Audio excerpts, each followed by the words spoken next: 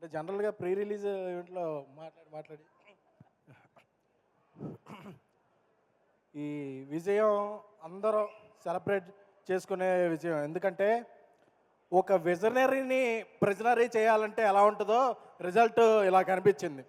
చంద్రబాబు నాయుడు గారిని ఏ రోజైతే ఆయన్ని జైలు పాలు చేయాలని చూశారో అప్పుడు రిజల్ట్ ఇలాగే ఉండదు. లోకేష్ గారిని మంగళగిరిలో అప్పట్లో ఓడించారు, ఇప్పుడు ప్రత్యర్థులకి ఆయన మంగళవారం చూపిస్తున్నాడు. సో ఇక్కడ ఒక ప్రాంతీయ పార్టీని అక్కడ జాతీయ పార్టీని కలిపి మా జనసేనాని పడ్డ కష్టం ఎంతో అందరికీ తెలుసు. ఈ సందర్భంగా ఒకటి చెప్పాలి. చెప్పచ్చా? చెప్పండి సార్.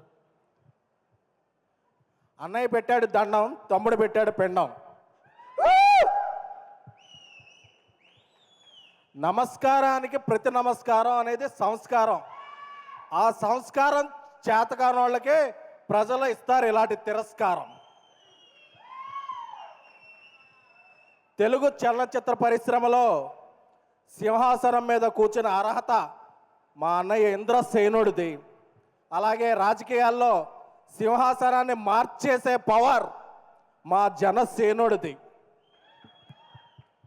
సో విజయం వచ్చింది కానీ విర్రవీగితే పాత తపేళా ఫేసులకి మనకి తేడా ఉండదు. సో అందుకని అందరినీ సోదరులా భావిస్తూ రాష్ట్ర అభివృద్ధికి అందరూ తోడ్పడాలి. అలాగే ఎవరి మీద కోపం వస్తే టికెట్లు రేట్లు తగ్గించేసి సినిమా థియేటర్లు బయట ఎంఆర్ఓల చేత ఆర్ఓలు చేయించే కాకుండా ఇప్పుడు సినీ పరిశ్రమకి మంచి చేయాలనుకునే ప్రభుత్వం వచ్చింది. సో ఇలాంటి ప్రభుత్వం సుస్థిరంగా ఉండాలని, తెలుగు చలన పరిశ్రమకి ఎంతో మేలు చేకూరాలని కోరుకుంటున్నాము. అలాగే విజయం వచ్చిన తర్వాత అందరూ విజయం తరపున మేమున్నాం అని అవుతారు. ఈ విజయం రాకముందు నుంచి విశ్వప్రసాద్ గారు జనసేన క్యాంపెయిన్లోనూ విరివిగా పాల్గొంటూ అలయన్స్కి అండగా నిలిచారు.